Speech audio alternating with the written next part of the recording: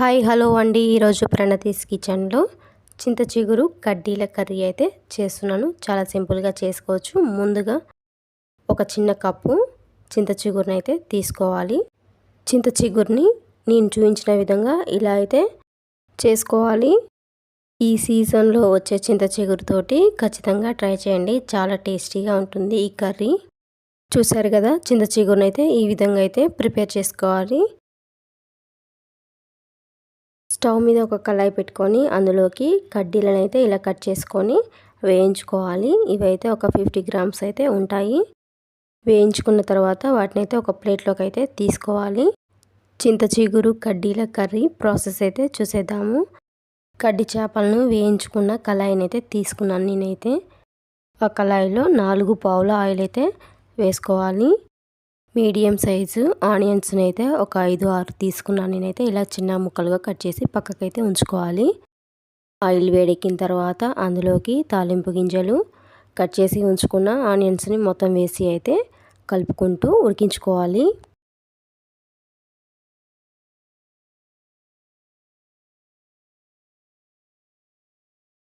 ఇలా మొత్తం కలుపుకున్న తర్వాత అందులోకి ఒక స్పూను ఉప్పునైతే వేసుకొని కలుపుకోవాలి.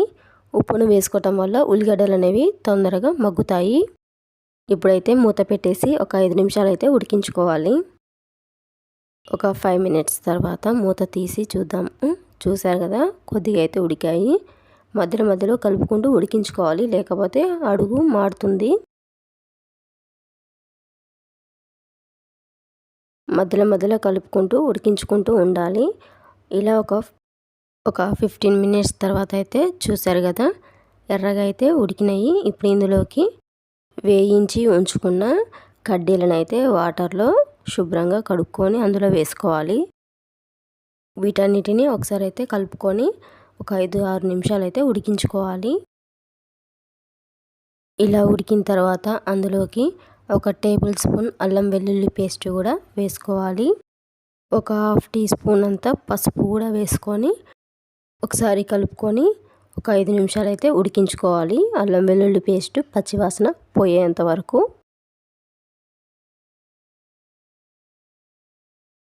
ఇలా ఉడికిన తర్వాత అందులోకి ముందుగా ప్రిపేర్ చేసి ఉంచుకున్న చింత చిగురుని అయితే వేసుకోవాలి. కలుపుకొని ఒక 5-10 నిమిషాలు అయితే ఉడికించుకోవాలి.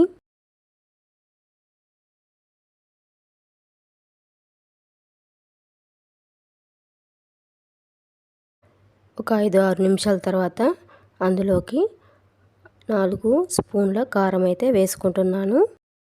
కారం వేసిన తర్వాత ఒకసారి కలుపుకొని ఒక 2-3 నిమిషాలు అయితే ఉడికించుకోవాలి. ఇందులోకి నేనైతే వాటర్ అయితే యాడ్ చేయడం లేదు. అంతేనండి, చాలా సింపుల్గా చేసుకోవచ్చు చింత చిగురు కడ్డీల కర్రీ. మీరు కూడా ఈ విధంగా ఒకసారి ట్రై చేయండి, చాలా టేస్టీగా ఉంటుంది. మీకు కనుక ఈ వీడియో నచ్చినట్లయితే తప్పకుండా లైక్ చేయండి, సబ్స్క్రైబ్ అయితే చేసుకోండి.